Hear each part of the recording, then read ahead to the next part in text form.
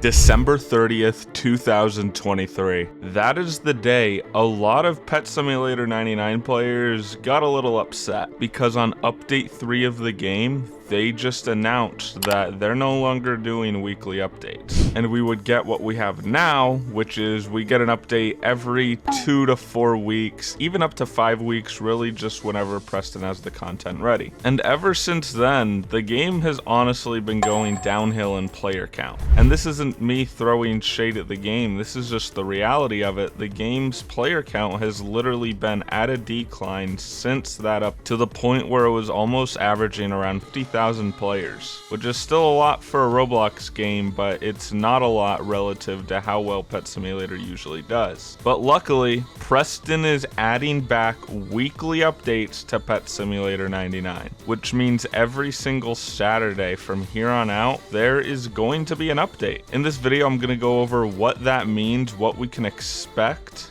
and make sure to comment down below what you think about it. Are you happy weekly updates are coming back? Do you think Pet Simulator is going to be more fun because of it? Or are you happy with how things currently are and having to wait weeks for an update, but that update having lots of content? And also make sure to hit that subscribe button because we're almost at 10k subs and we're going to be doing a massive giveaway once we hit that sub goal. But anyways, let's get into the video. So with weekly updates, obviously Preston has a lot less time to actually make the update. So there's going to be a lot less content in every single update, including the biggest change will be areas. One of the biggest reasons Preston wanted to move away from weekly updates is so that every single update he could add 25 new areas and a new rebirth. But if he doesn't have all that time to actually add those things to the game, I mean, you only have 7 days in a week. It's hard to add 25 areas and a rebirth alone just in a week. And that's not including other stuff like mini games, clan battles, stuff like that. That is just the areas, and that can be hard to do. I will be interested to see if he still manages to get out 25 areas every update. I think if he did, not only would that be really difficult for him and his team, but I feel like the area quality would also be going downhill because I don't know, it's just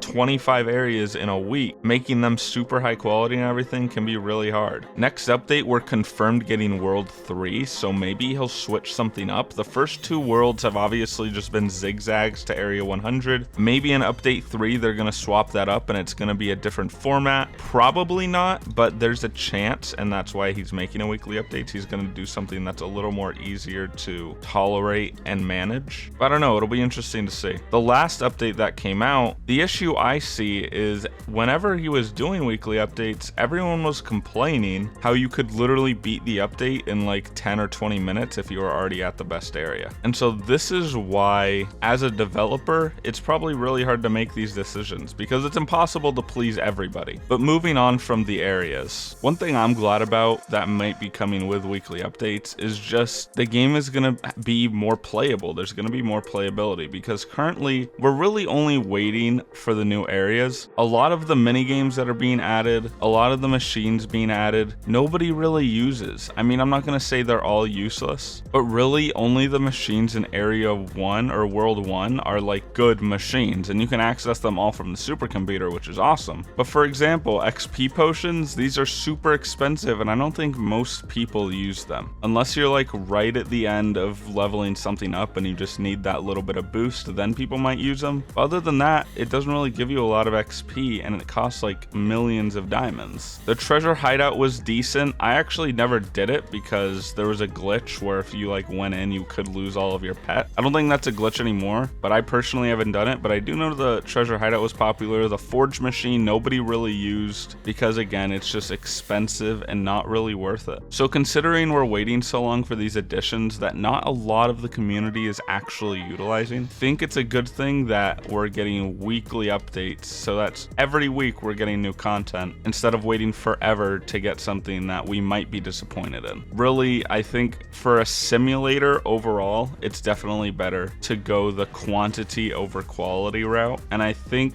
big games, whether you love or hate them, you can't deny their games are high quality. So they're very good at balancing the quantity versus quality act out. Another important thing to mention is they claim that every new update every week is going to be themed something different, which I think is great because when you look at other games like Toilet Tower Defense, for example, whether you hate that game or not, it still has a lot of players, so you can't deny it's one of the biggest games on Roblox, and it updates weekly. And it's a simulator. Pretty much every simulator on the platform updates weekly except Pet Simulator, so them switching over is obviously a plus, and the fact that every update is going to be themed is going to attract different players. For example, right now we have like this nightmare theme, so if we go to the exclusive shop, we have a black hole egg with a bunch of black hole pets. We have a nightmare hoverboard. I'm pretty sure next update is going to be like nightmare themed, or the next world's going to be nightmare themed. I don't know. They haven't made any announcement on what the next world's theme is going to be. All I know is a lot of people like the nightmare themed pets, so if they release something that is nightmare themed, people are probably going to be happy. And then the next week they might release another theme that a lot of people like maybe a little cutesy theme, like when they had the bread Shiba. I wasn't going to buy any Titanics, and they dropped the Titanic bread Shiba, which I have right here, and I had to buy it because he's cute.